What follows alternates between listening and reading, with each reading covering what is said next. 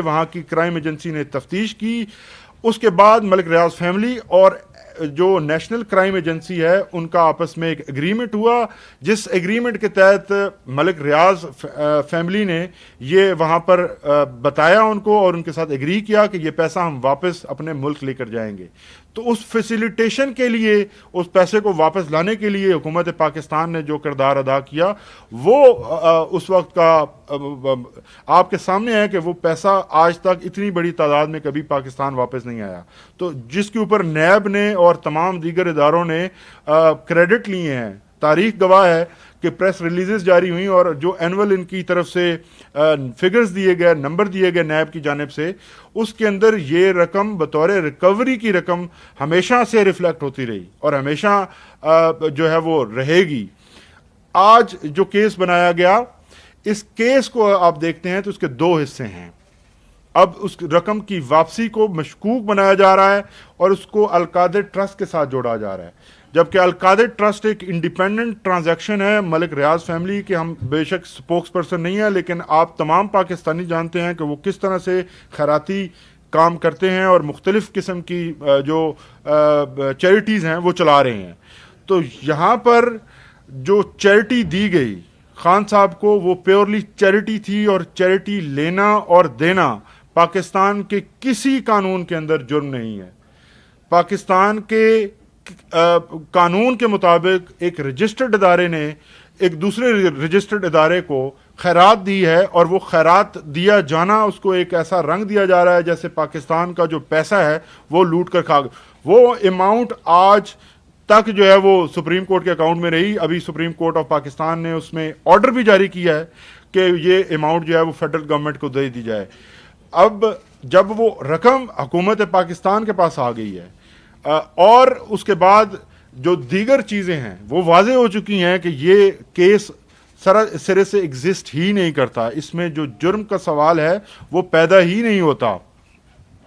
जो donation deed है, अब मैं उस तरफ आता हूँ, फिर जो है वो आखिरी जो हमारा हिस्सा है उसके बारे में आपको सरदार लतीफ़ खोसा साहब के फरजंद जो हैं हमारे साथ शहबाज खोसा साहब, ये भी आपको इसके ऊपर गाइड करेंगे और हम जो हैं वो तमाम डॉक्यूमेंट्स आपके हैंड ओवर करेंगे।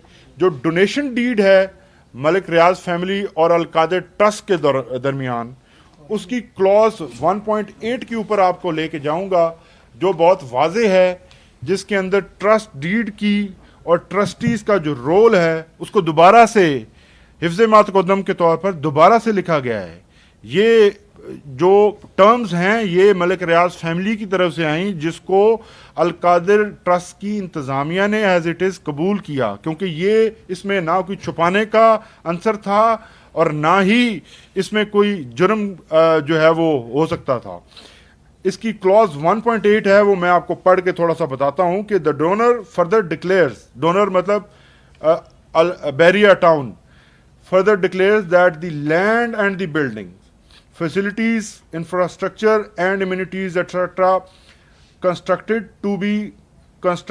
completed thereon are exclusively for the benefit of the trust and for the use of objects and purposes mentioned in this agreement, and no trust or any other employee shall have any right, title or entitlement to the said land and building, facilities, infrastructure, etc. thereon, or use the same for their own personal benefit in any manner whatsoever, nor shall the trustees and their relatives be paid, transferred directly or indirectly by way of profit, dividend, bonus, or otherwise any part of the land or building, sell the land or building infrastructure, etc. for any personal gain, provided however, ये भी इसमें एक अहम shake है कि अगर इस university का किसी वजह से, यूनिवर्सिटी जो बनाई जा रही थी, अगर इसका जो तकमील है वो नहीं होती तो उसके बाद इस प्रॉपर्टी का क्या होगा।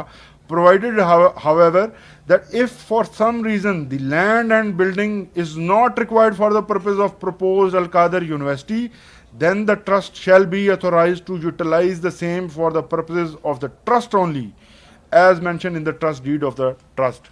इसमें लिखा गया है वाज़े तौर पर कि ये अगर कल को यूनिवर्सिटी के पर्पस के लिए इस्तेमाल नहीं होती और ये यूनिवर्सिटी काम नहीं कर पाती किसी भी वजह से, तो जो प्रॉपर्टी है या इस पे जो सामान या बिल्डिंग्स या एमिनिटीज हैं वो फिर भी जो है वो सिर्फ और सिर्फ उस ट्रस्ट के इस्तेमाल में और इसी पर्पस के लिए ही इस्तेमाल होती रहेंगी, यानी दीनी और साइंसी तालीम के अलावा इसको कोई इस्तेमाल नहीं कर सकता।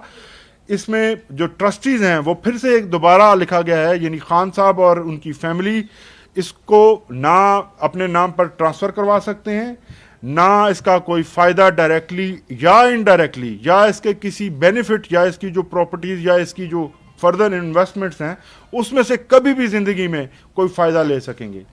तो जो नैब का केस है वो तो खत्म हो जाता है जब ये अमाउंट फेडरल गवर्नमेंट के अकाउंट में चली जाती है, तो हम तो सुरखरू हो जाते हैं। यहाँ पर बुनियादी तरीन जो एलिमेंट है वो हमारे कानून के अंदर आप सब जानते हैं कि दो हिस्सों पर मुश्तमिल होता है जुर्म। पहला हिस्सा है कि जुर्म के लिए आपका गिल्टी माइंड यानी मंजरी होना चाहिए, उसके बाद आपको गिल्टी काम करें, ये ऐसा एक्ट करें। यहाँ पर ना तो मंजरिया था, मकसद क्या था? मकसद था कि एक खैराती इदारा कायम किया जाए और दूसरी तरफ एक खैरात दी जा रही थी। तो जो एक्ट है वो कानून के मुताबिक था, वो पैसा मलिक रियाज फैमिली का था जो कि पाकिस्तान के सुप्रीम कोर्ट के अकाउंट में आया। उस तमाम आपने देखा कि नेशनल क्राइम एजेंसी के डॉक्यूमेंट्स भी आपके सामने आ गए और उसके बाद आपकी जो मशरिक बैंक की स्टेटमेंट है वो भी आई कि किस तरह से वो उनके प्राइवेट अकाउंट से सुप्रीम कोर्ट के अकाउंट में आया। इसी तरह अब वो पैसा जो सुप्रीम कोर्ट ने अपने हुक्म के साथ फेडरल गवर्नमेंट को दे दिया है, ये अब साबित करता है कि इमरान खान ने ना तो वो पैसा खाया है, 190 मिलियन रुपीस जो हैं वो उसी जगह पर मौजूद थे, और ना ही किसी किस्म का बेनिफिट उनको दिया है। यहाँ पर बेनिफिट का सवाल ही पैदा नहीं होता। और ये इतना बड़ा जो केस है वो खान साहब की क्रेडिबिलिटी को ख़त्म करने के लिए और पाकिस्तान के इतने बड़े इदारे जिसमें शौकत खानम और नमल जैसे इदारे, खैराती इदारे जिनकी दुनिया मिसालें देती हैं, उन इदारों को और खान साहब की क्रेडिबिलिटी को ख़राब करने के लिए ये केसेस बनाए गए हैं। मकसद पॉलिटिकल गोल्स हासिल करना है, लेकिन हम रिक्वेस्ट करते हैं कि ये जो इदारे हैं ये आम आवाम के लिए इदारे हैं, इनको खुदा का वास्ता है आप इनको जो है वो किसी तरह से भी इस तरह नुकसान ना पहुंचाएं, क्योंकि ये नुकसान आम पब्लिक का नुकसान है, आम आवाम का नुकसान है। अब मैं खोसा साहब से रिक्वेस्ट करूंगा कि वो भी थोड़ा सा जो legal side of the case है उसके बारे में वो कर लें। आए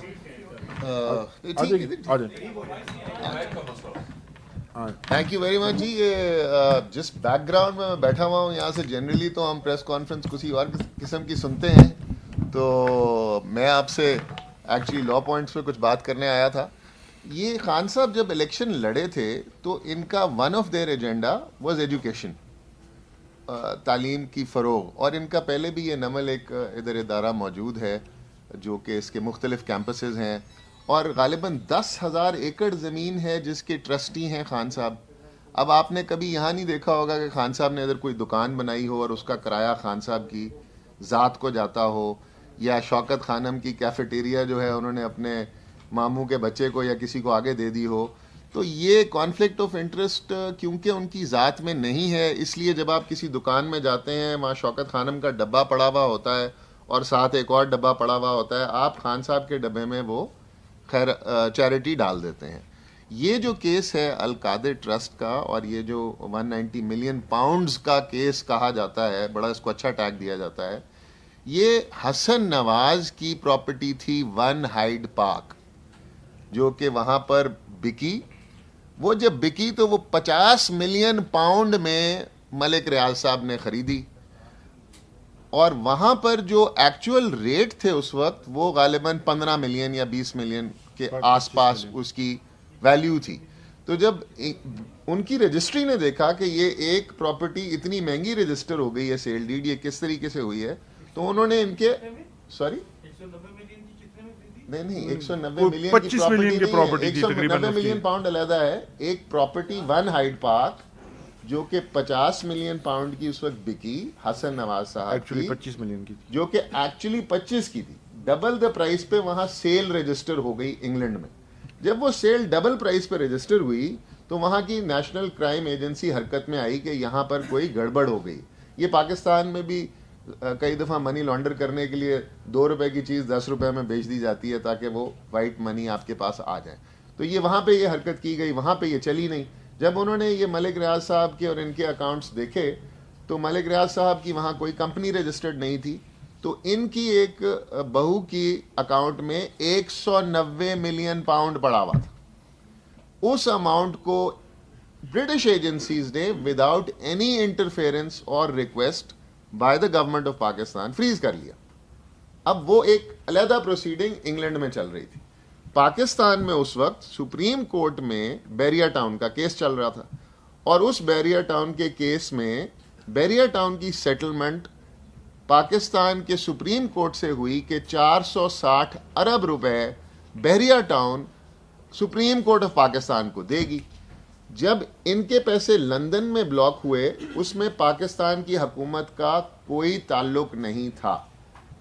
यहाँ की जो पैसे सेटलमेंट हुई उसमें भी पाकिस्तान की हुकूमत का ताल्लुक नहीं था। सुप्रीम कोर्ट की सेटलमेंट हुई मलिक रियाज साहब की कंपनी के साथ बैरिया टाउन कराची के बारे में। मलिक रियाज साहब ने वहाँ पर अपना पैसा जो उनका उधर ब्लॉक हुआ वो नेशनल क्राइम एजेंसी से ये एग्रीमेंट किया कि जी हम इस पैसे को डायरेक्टली सुप्रीम कोर्ट के अकाउंट में भेज देते हैं। वो पैसा जो है वो उनके मुल्क में कोई गैर कानूनी काम नहीं था, इंग्लैंड में कोई गैर कानूनी काम नहीं था, उसकी सोर्स मशकूक थी। तो उस सोर्स मशकूक पे उन्होंने बोला भाई अपने पैसे पकड़ो और जाओ। ये पैसे मलिक साहब ने अपने यहाँ से लिए और सुप्रीम कोर्ट के अकाउंट में जमा करा दिए। इस सारे प्रोसेस से गवर्नमेंट ऑफ पाकिस्तान का या पीटीआई का या इमरान खान का कोई ताल्लुक नहीं था। इस वक्त शहजाद अकबर साहब AIU के एसेट रिकवरी यूनिट के हेड थे। उन्होंने इस चीज़ का बेनिफिट क्लेम किया कि पाकिस्तान ने इतनी बड़ी अमाउंट आ गई है तो हम इसका बेनिफिट, ये अमाउंट पहले आई और इस पे जो कैबिनेट मीटिंग हुई ये बाद में हुई। जिस कैबिनेट मीटिंग का जिक्र किया जाता है कि जी ये बंद लिफाफा आया और इसमें इन्होंने अलाउ कर दिया कि ये पाकिस्तान हुकूमत में पैसे आने के बजाय सुप्रीम कोर्ट में चले जाए, ऐसा कोई लिंकेज नहीं था। ये पैसे पहले आ चुके हुए थे।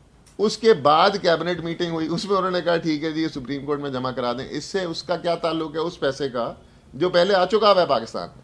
और वो जो पैसा पाकिस्तान में आया उसके पीछे भी साल 1.5 साल की हिस्ट्री है कि वो एक और इन्वेस्टिगेशन हो रही थी कि इंग्लैंड में ये इतनी महंगी प्रॉपर्टी कैसे बिकी। फिर वो कॉरेस्पॉन्डेंस है मलिक रियाज साहब की फैमिली के, उनके बैंक के, नेशनल क्राइम एजेंसी के, और फिर उनके जो कोर्ट है वहाँ की। उस कॉरेस्पॉन्डेंस में कहीं भी ना पाकिस्तान की हुकूमत का जिक्र है, ना पाकिस्तान के किसी प्रोसिक्यूटर का जिक्र है, ना शहजाद अकबर का जिक्र है, ना इमरान खान का जिक्र है। इनका लेना देना नहीं था। वो पैसे यहाँ पर आए। अब 3 इंडिपेंडेंट ट्रांजैक्शन हैं। उनका पैसा वहाँ ब्लॉक होना, वो सुप्रीम कोर्ट के साथ सेटलमेंट होना, वो सुप्रीम कोर्ट के साथ हुई। वो पैसे मलिक रियाज साहब क्योंकि उन्होंने सुप्रीम कोर्ट के देने थे उन्होंने सुप्रीम कोर्ट को दे दिए, वो भी सुप्रीम कोर्ट में डायरेक्टली गए। अब एक कैबिनेट मीटिंग है वो जो बाद में होती है उसका कोई ताल्लुक ही नहीं है। और कैबिनेट मीटिंग में भी क्या है कि भाई ये इधर नहीं जमा कराओ इधर। अगर अज्यूम कर लें कि पाकिस्तान की कैबिनेट मीटिंग की वजह से ये पैसे सुप्रीम कोर्ट के अकाउंट में गए हैं, ये फैक्ट नहीं है। फैक्ट ये है कि वो पैसे पहले ही सुप्रीम कोर्ट के अकाउंट में चले गए थे। मगर अगर ये मान भी लें कि उन्होंने कहा कि भाई सुप्रीम कोर्ट की ये पैसे सुप्रीम कोर्ट में जमा कराएं, पाकिस्तान हुकूमत के खाते में ना जमा कराएं, तो आज की हुकूमत ये पैसे क्लेम कर सकती थी। बहरहाल सुप्रीम कोर्ट ने खुद ही ये पैसे सुप्रीम कोर्ट के अकाउंट से निकाल के पाकिस्तान की हुकूमत के अकाउंट में जमा करा दिए हैं। अब नैब का आपको ये अच्छी तरह से पता है, पिछले दिनों जो अमेंडमेंट हुई है, जो बादशाह सलामत कह रहा हूँ, मियाँ नवाज शरीफ के PDM की जो दौर में ये जो अमेंडमेंट्स आई, तो उस टाइम पर ये अमेंडमेंट एक ये भी आ गई कि इलीगल गेन साबित करना ज़रूरी होगा नैब के केस के लिए। पहले ये था कि एसेट बियॉन्ड मीन्स, किसी के पास जायदाद ज़्यादा है और उसके पास सोर्सेज कम हैं तो उसके खिलाफ भी नैब का केस हो सकता था। फिर दोबारा बादशाह सलामत कहने लगा था, मगर PDM की हुकूमत ने जो अमेंडमेंट की उसमें कहा कि जी इलीगल गेन भी ज़रूरी है। अब इस केस में या तो 190 मिलियन पाउंड में से कोई पैसे इमरान खान के अकाउंट में गए हों या किसी आसपास के इनकी तवासत गए हों, तो फिर इलीगल गेन आप क्लेम करें, वो तो इधर है नहीं कोई ऐसी बात। अच्छा, अब एक ट्रांजैक्शन और हुई जो कि लिंक की जा रही है इसके साथ इस चीज़ को गलत साबित करने के लिए, वो क्या है कि जी अल कादिर ट्रस्ट यूनिवर्सिटी को मलिक रियाज ने पैसे डोनेट किए, इसकी बिल्डिंग बनाई और ये हुआ और वो हुआ। और भाई मलिक रियाज ने एक अल कादिर यूनिवर्सिटी को ज़मीन डोनेट की पड़ी हुई है, वहाँ पर उन्होंने बिल्डिंग बनवाई, बनी हुई है, वहाँ पर यूनिवर्सिटी बनी हुई चल रही है। 110 स्टूडेंट सुबह दोपहर शाम का खाना भी वहीं खाता है, रहता भी वहीं है, नहाता भी वहीं है, साबुन भी उन्हीं का इस्तेमाल करता है और पढ़ भी रहा है। और क्या पढ़ रहा है वो? अंडर ग्रेजुएशन कर रहा है वहाँ पे डिफरेंट डिसिप्लिन में। 110 बच्चा। यहाँ पे किसी साहब के यहाँ महल नहीं बन गए डिफरेंट शहरों में, मलिक रियाज साहब ने लोगों को महल भी गिफ्ट किए हमें। यहाँ पे कोई रायवंड में जाती उमरा स्टेट नहीं बन गई इस पैसे से कि आप कहो कि पर्सनल बेनिफिट हो गया है। यहाँ पर एक इदारा बना और इस तरह के इदारे इसी शख्स के नाम पर पहले भी बने हुए हैं। नमल में 10,000 एकड़ से ज़्यादा ज़मीन है जिसके ट्रस्टी इमरान खान साहब हैं। तो उसका क्या मतलब है कि इमरान खान अपनी ज़ात के लिए वो ज़मीन इस्तेमाल करता है? सो ये केस एक बड़ा वैसे बहुत ही फजूल केस है और इस केस को बनाकर पता नहीं क्या शो करना चाह रही है जो भी अरबाब इख्तियार हैं कि शायद वो इतनी घटिया चीज़ों पर भी आ जाएंगे और शायद लोग इससे बाज आ जाएंगे। ये हमें होश के नाखून लेने चाहिए।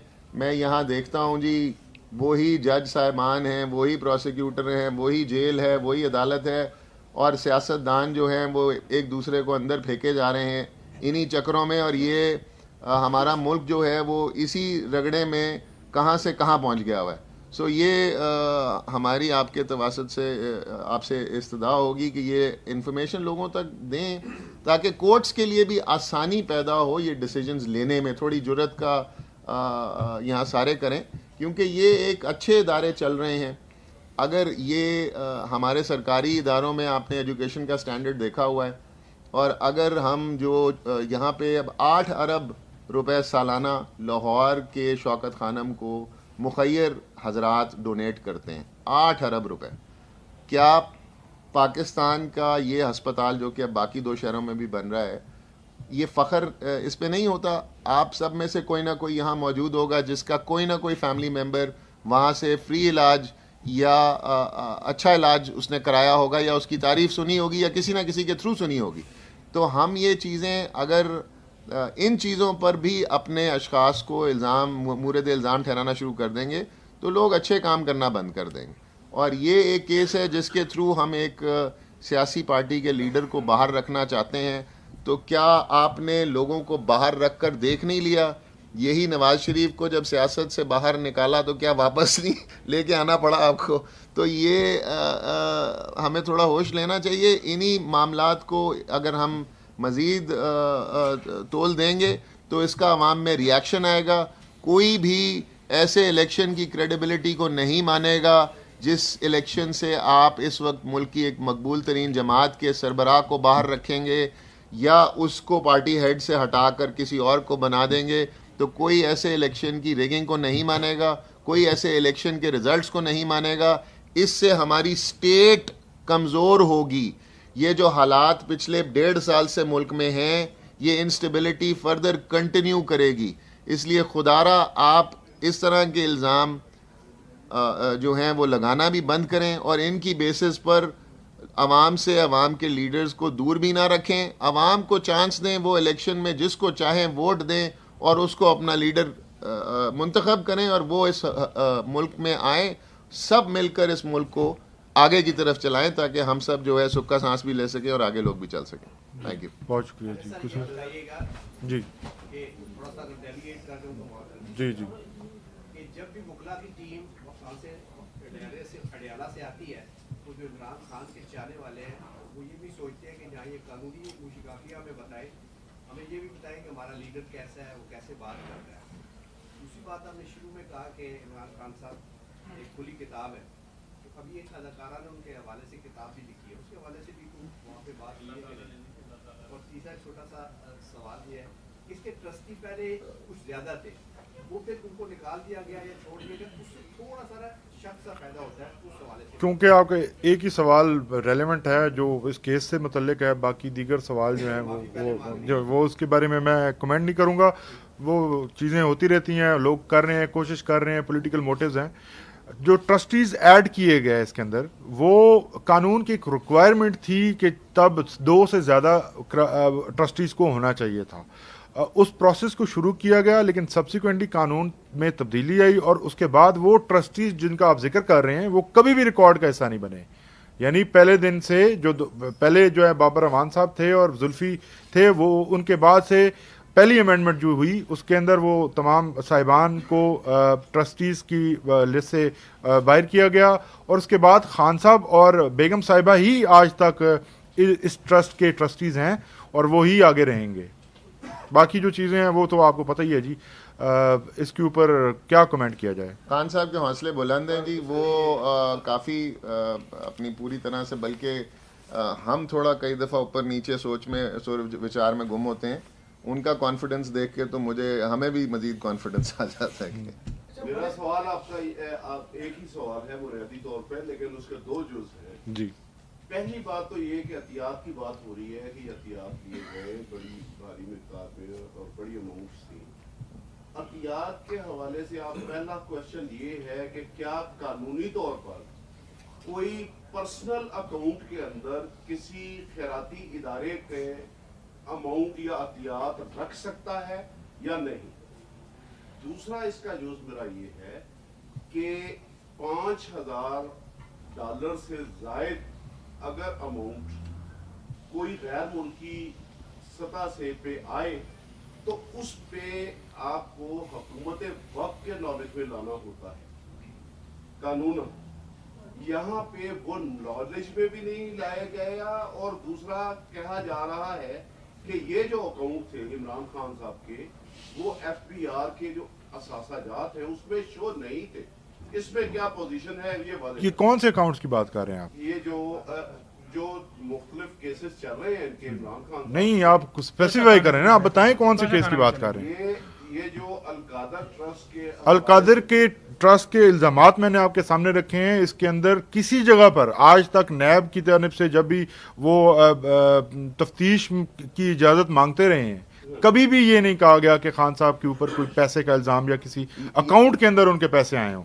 इस किस्म का इल्जाम ये कोई, इसीलिए ये प्रेस कॉन्फ्रेंस की जरूरत पड़ी हमें। लोग मिक्सअप हो रहा है, ये बहुत सारी चीजें अदालत के अंदर जो केसेस चल रहे हैं, मुख्तलिफ केसेस के अंदर बहुत सारी चीजें मिक्सअप हो रही हैं। सर इसमें फॉरेन फंडिंग केस के अंदर भी बहुत सारे इश्यूज इससे रिलेट कर रहे हैं। नहीं, इससे कोई रिलेट नहीं कर रहा। एक तो आपको ये वाज़ेह मैंने आपको बताया, इस केस का 1 रुपया भी खान साहब के अकाउंट में ना, ये इल्जाम है, ये इसके ऊपर इल्जाम ये है, इस केस के अंदर जो इल्जाम लगाया जा रहा है वो कुछ और है। वो ये है कि आपने मलिक रियाज साहब को वहां पे बेनिफिट दिया और उसके बदले में आपको ये ट्रस्ट बना कर दिया गया। लेकिन बेनिफिट क्या, इल्जाम के अंदर भी किसी जगह ये इल्जाम नहीं है कि खान साहब ने अपनी जात के लिए या उनके अकाउंट में या बेगम साहिबा के अकाउंट के अंदर कोई पैसा आया या उनके नाम के ऊपर कोई ऐसी कैबिनेट में जब लिफाफा बंद वो आया था फैसला, शायद वो भी एक मशकूक जो केस को उससे कौन सा महल बनाया गया, सवाल ये पैदा होता है। देखिए इस चुकूको सर इसका जवाब ये है कि जो कैबिनेट मीटिंग हुई थी जनाब, उससे पहले 1 महीना पहले पैसे आ चुके हुए थे सुप्रीम कोर्ट के अकाउंट में। तो कैबिनेट मीटिंग एक ऐसी चीज कैसे अलाउ कर सकती है जो कि बाद में पहले हो चुकी भी हो। 1 महीना पहले इंग्लैंड से पैसे सुप्रीम कोर्ट के अकाउंट में आ गए, 1 महीना बाद कैबिनेट मीटिंग हो गई। उसमें आपने कहा अच्छा जी एसिड रिकवरी यूनिट का तो हेड मैं हूं, चलो मैं भी क्यों ना क्लेम कर लूं कि मैं 190 मिलियन पाउंड ले आया हूं। ये सिचुएशन है। शिराज के से बड़ा ब्रीफली आपने दी जो है, तफसीलन जो है आपने इसको एक्सप्लेन किया इस सारे मामले को। इसमें एक अहम किरदार था फरागुई साहिबा का, उसका नाम निशान तक ये नाम भी आपने वो सवाल जरा सुन ले। अच्छा उसके बाद जाहिर बात है आप शायद ज्यादा बोलना चाहते हैं, हम मौका देंगे क्योंकि 20 मिनट दिए भी थे आपको। तो उसका नाम निशान तक नहीं है। और अगर ये केस इतना सिंपल है तो ये केस अभी तक साल क्यों नहीं हुआ? क्या आप लोगों में कोई कमी है या आप लोग इतने अहल हैं कि खान साहब इतने अंदाज में इसको बयान किया इस तरह कौम के साथ रहने का, तो उससे पूरी तासुर पाया जा रहा है कि बहुत ही आसान केस है, तो फिर खान साहब इस केस में क्यों बस हुए? बहुत शुक्रिया आपका, बड़ा अच्छा सवाल है। सबसे पहले जब ये केस इसका जब नोटिस आया पिछले साल मार्च के अंदर, 16 मार्च कार्बन डेट थी, 16 मार्च के बाद खान साहब मुतद्दिद बार नैब के सामने पेश हुए और ये तमाम कागजात जो आज आपके सामने लाए गए हैं, आज भी आपको मैं तफ्तीश के लिए जो वो एक्सटेंशन मांगते रहे हैं उसके अंदर क्या पॉइंट पूछे जाते थे, कोई सवाल नहीं था। जैसे खोसा साहब ने भी अपनी प्रेस कॉन्फ्रेंस के अंदर आपके सामने चीज़ें रखी हैं, कोई सवाल नहीं था सिवाय इसके कि वो कहते थे कि ये ट्रस्ट डीड कहाँ है, ये trust deed registered trust deed है, इसकी रजिस्ट्रार ने तमाम इसका रिकॉर्ड जो है वो नैब के हवाले कर दिया है। अच्छा, फिर पूछते हैं कि ये जो ये डोनेशन एग्रीमेंट है जो बैरियर टाउन की तरफ से है वो कहाँ है। भाई ये तमाम इल्ज़ामात जो आप लगा रहे हैं उसको तो हम एडमिट कर रहे हैं, इन तमाम डॉक्यूमेंट्स को हम एडमिट कर रहे हैं कि ये ट्रस्ट डीड है, ये है, ये तमाम कागजात उनको बार बार पहुँचाए गए, लेकिन वो पंजाबी में कहते हैं पानी में मधानी डाली गई है। नैब की तरफ से कोई कंक्रीट ना सवाल पूछा जाता है, सिर्फ इसको लिंगर ऑन किया जा रहा है, सिर्फ इसलिए कि पॉलिटिकल फ़ायदा हासिल किया जा सके। और अभी भी आप देखिए कि इसके अंदर 2 बार खान साहब को गिरफ्तार किया गया। 9 मई के अंदर इसी केस के अंदर जो है वो गिरफ्तारी डाली गई थी जिसको सुप्रीम कोर्ट ऑफ पाकिस्तान ने इलीगल डिक्लेयर किया था।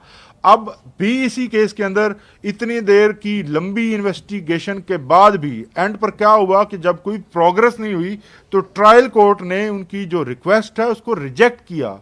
ये नहीं हुआ कि उनका जो टाइम है वो तो क्योंकि वो इतनी यूजलेस और इतनी फ्यूटाइल उनकी ये एक्सरसाइज थी कि कोर्ट को उनकी रिक्वेस्ट जो है वो उसे डिनाई करना पड़ा।